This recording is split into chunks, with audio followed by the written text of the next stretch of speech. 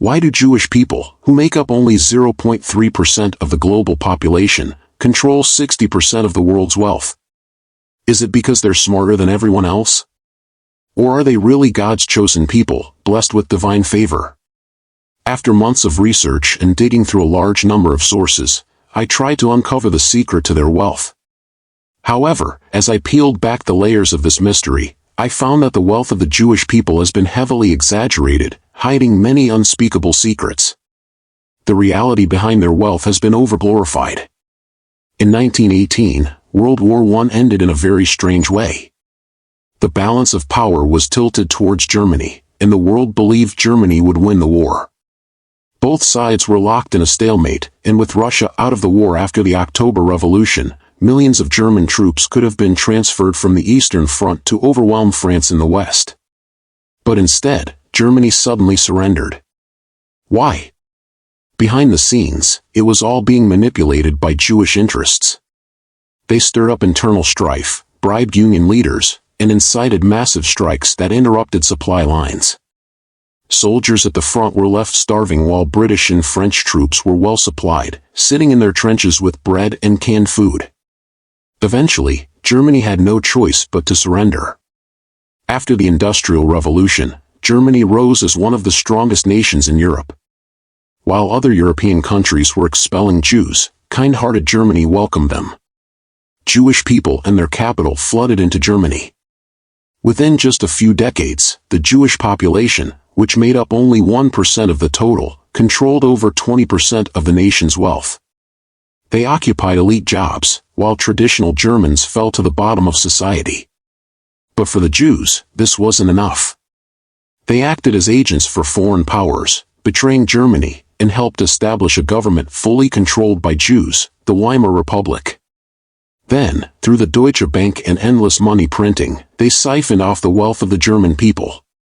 By 1924, the price of bread had skyrocketed from 30 marks to 1 billion marks. This extreme inflation and economic collapse led to the rise of a certain mustached man. One of the key ways Jews amass wealth is by betraying their host countries. For Jews, betrayal seems to be a routine operation.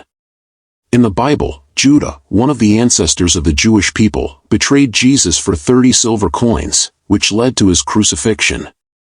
In Chinese history, a Jew named Pu Shogeng betrayed the Song dynasty, siding with the Mongols to gain wealth and high office. For centuries, Jews have been associated with finance because lending money at high interest rates was forbidden in Christianity.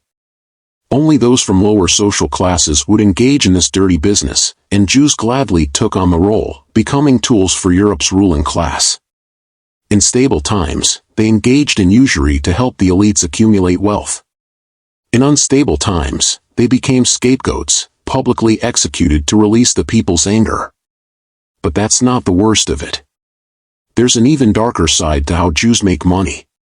For decades, there have been mysterious disappearances of young people in Palestinian villages. Many Western media outlets have reported on it, and all the evidence points to Israel. They suggest that Israel is involved in the trafficking of human organs. Based on my own estimates, this business could be worth over $1 trillion annually, though it's impossible to provide exact figures due to the underground nature of the industry. In 2004, it was reported that a retired Israeli Defense Forces officer was arrested in Brazil for organ trafficking. He admitted that the Israeli government not only knew about the trade but provided financial and technical support. Israel supplies the world's wealthy with a steady stream of organs, and Palestinians serve as their living organ banks. According to the World Health Organization, more than 2 million people worldwide needed organ transplants in 2021, but only 140,000 received them, showing a huge gap between supply and demand. The total value of all the organs in a single human body can exceed millions of dollars. For instance, if each person is worth $1 million in organ value, then 10,000 people would be worth $1 trillion. Israeli physician Dr. Yehuda Hiss, in his book Harvesting Their Bodies, exposed how Israeli forces harvested organs from dead Palestinians and transplanted them into Israeli or American elites. The Jews have accumulated so much wealth that it has led to extreme indulgence, leaving many of them physically depleted. Whether in Israel or among Jewish American elites, they all belong to the privileged class, and each one seeks to prolong their life. Not long ago, an American billionaire spent $1 billion trying to extend his life through blood transfusions, but it failed. However, what happens when one of them falls seriously ill? Won't they turn to organ trafficking to stay alive? Israel has always faced a severe organ shortage due to Jewish religious teachings, which discourage organ donation. So where do the organs come from? Israel also has the world's largest skin bank. Where does all that skin come from? During Israel's invasion of Gaza, over 1,000 people mysteriously disappeared. Where did they go? After an Israeli attack on a hospital in Gaza, a mass grave containing 300 bodies was found, many of which were missing body parts. I strongly suspect that one of Israel's motives for invading Gaza is to harvest organs, using the war as a cover. If Shakespeare were alive today to witness the events in Israel, he would likely say, "I didn't go far enough." In his play The Merchant of Venice, a Jewish merchant demands a pound of flesh, reflecting the Jewish people's relentless pursuit of wealth at any cost. Another well-kept secret is that Jews were major players in the global slave trade. After the fall of the Western Roman Empire, Jews began trafficking humans. Between the 16th century and the mid-18th century, over 7 million Eastern Europeans and 4 million Africans were sold through Jewish traders. Their pursuit of profit knows no bounds. As Karl Marx once said, the worldly victory of the Jew is money, and there can be no other god before it. For centuries, Jews have accumulated wealth through the global drug trade, but even that pales in comparison to the organ trade. Finally, it's important to mention how Jews profit massively from wars. While most people think of arms dealing, the real money comes from something else. The wealthiest Jewish family in Europe, the Rothschilds, became the richest family in the world during the French Revolution by providing military loans. They understood that capital knows no borders. They gave loans to governments on all sides of a conflict, encouraging them to wage war by saying, "Don't worry about the costs, I'll fund you." In 1871, the Franco-Prussian War broke out, and after France's defeat, it had to pay enormous reparations to Prussia, which were funded by the Rothschild family.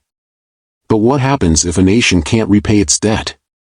This is exactly what the Rothschilds hoped for. They would demand concessions like control of industries or monopolies on financial systems in exchange for debt relief. This strategy, called betting on both sides, worked time and again in history and still works today. Take modern-day Ukraine, for example. Faced with crushing debts from the Russia-Ukraine war, President Zelensky has handed over Ukraine's electricity grid, railways, ports, mining, and agriculture to BlackRock as collateral for loans. No matter the outcome of the war, Jewish capitalists have already secured their billions.